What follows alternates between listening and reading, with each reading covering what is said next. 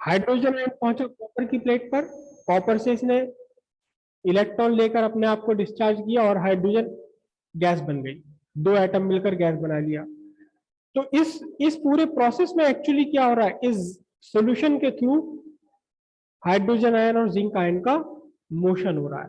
जब ये hydrogen ion zinc ion चल रहे तो एक दूसरे टकराएंगे और वाटर से मॉलिक्यूल से टकराएंगे, और उस टक्कर से क्या क्रिएट होगा, उस टक्कर से ऑब्स्ट्रक्शन क्रिएट होगा। हालांकि खुद ये सेल ही कॉज है इन आयंस के चलने का,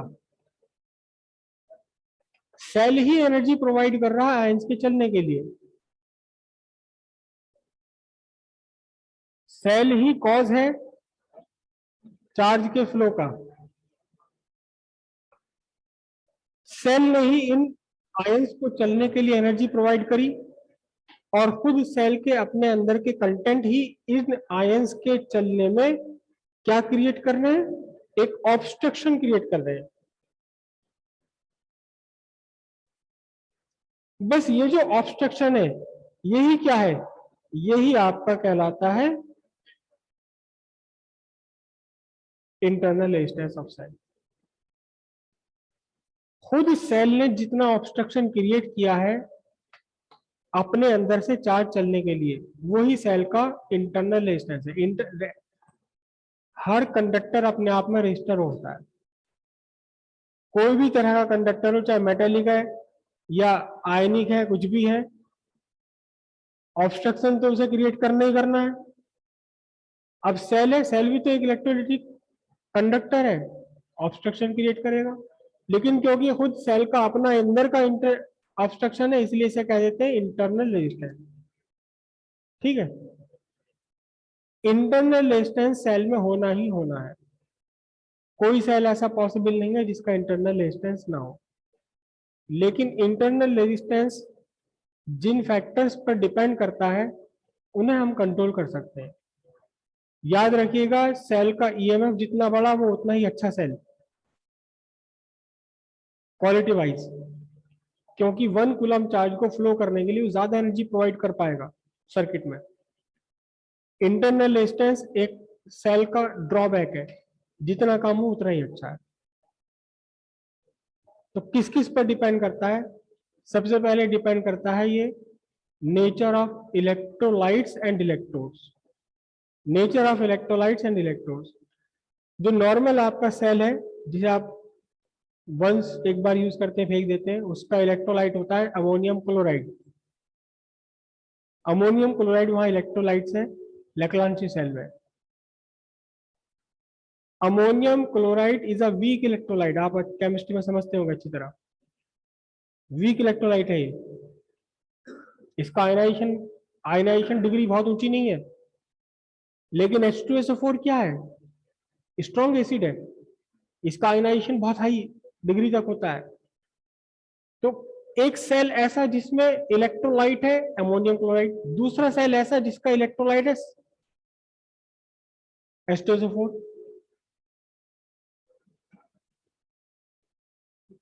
जिसका आयनाइजेशन बहुत तकड़ा होता है। कहां पर चार्ज कैरियर ज्यादा अवेलेबल होंगे आपको, H2SO4 में, अगर सेम डाइल्यूशन आप ले लें दोनों का। तो पहला resistance of internal resistance depend करता है नेचर ऑफ इलेक्ट्रोलाइट्स पर। सेकेंडली डिपेंड करता है नेचर ऑफ इलेक्ट्रोड्स पर। इलेक्ट्रोड्स कौन से हैं, इलेक्ट्रोड्स का मतलब क्या है, ये जो आपने H2SO4 में कॉपर और जिंक की प्लेट डुबोई है, ये क्या है, इलेक्ट्रोड्स है। ये इलेक्ट्रोड्स की नेचर पर डिपेंड करता है, साथ ही साथ डिपेंड करता है कि इस इलेक्ट्रोलाइट का डाइल्यूशन कितना है। अगर कंसंट्रेटेड इलेक्ट्रोलाइट है तो कंसंट्रेटेड में ढेर सारे आयंस होंगे, उनके चलने के लिए जगह कम पड़ जाएगी, तो कोलिजन भी चांस ज्यादा है। डाइल्यूशन के इनवर्सली प्रोपोर्शनल है, जितना कम होगा डाइल्यूशन उतना ही इंटरनल रेजिस्टेंस कम पड़ेगा। एक और फैक्टर है, ये डिपेंड करता है साइज ऑफ सेल पर। अगर आप साइज बड़ा बना देंगे सेल का तो सिंपल सी बात है उसके इलेक्ट्रोड्स का साइज बड़ा हो जाएगा। आपने एक बीकर में डुबो लिए जिंक और कॉपर की प्लेट। एक बार आप बाल्टी ले लो, बाल्टी में बहुत बड़ी प्लेट होंगी, बहुत बड़ी बड़ी प्लेट्स आप डुबो सकते हैं, तो वहां एरिया बढ़ जाएगा। एरिया बढ़ने से इंटरनल रेजिस्टेंस डिक्रीज हो जाता है। एक और फैक्टर है जिस पर डिपेंड करता है, डिस्टेंस बिटवीन द इलेक्ट्रोलाइट्स। जितनी कम इलेक्ट्रोलाइट्स के बीच का डिस्टेंस होगा, आयंस को चलने के लिए उतना ही कम डिस्टेंस तय करना पड़ेगा, उनके चांसेस टकराने के कम हो जाएंगे। जितना gap distance between electrolyte electrodes जितना कम होगा, उतना ही इंटरनल रेजिस्टेंस डिक्रीज हो जाएगा। राइट, तो लिख लीजिए इसको जल्दी से। Internal resistance of a cell, obstruction offered by the cell itself in the flow of charge through it is called internal resistance of cell. It is represented by small r. It depends upon the nature of electrolytes, nature of electrodes, and the temperature of cell. Also depend upon the physical structure of cell. Also depend upon physical structure of cell. पहला factor लिखिए, R directly proportional temperature, small r directly proportional temperature. Second factor लिखिए, small r inversely proportional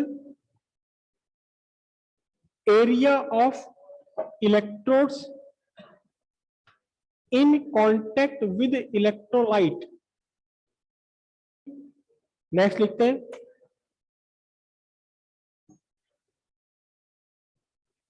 फिर से समझ लीजिए इस बात को, जो टोटल एरिया ऑफ इलेक्ट्रोड है उस पर डिपेंड नहीं है, इलेक्ट्रोड का कितना एरिया कांटेक्ट में है इलेक्ट्रोलाइट्स के। आपके इन्वर्टर की बैटरी में अगर पानी कम हो जाए तो काम करना बंद कर देती है, उसका इंटरनल रेजिस्टेंस बढ़ जाता है, क्योंकि जब सारी प्लेटें डूबी हुई हैं तो बहुत बड़ा एरिया कांटेक्ट में है इलेक्ट्रोलाइट्स के। जब पानी नीचे चला गया उसका, तो कम एरिया कांटेक्ट में रह गया, उसका इंटरनल रेजिस्टेंस बढ़ जाता है बहुत ज्यादा। नेक्स्ट लिखते हैं, आर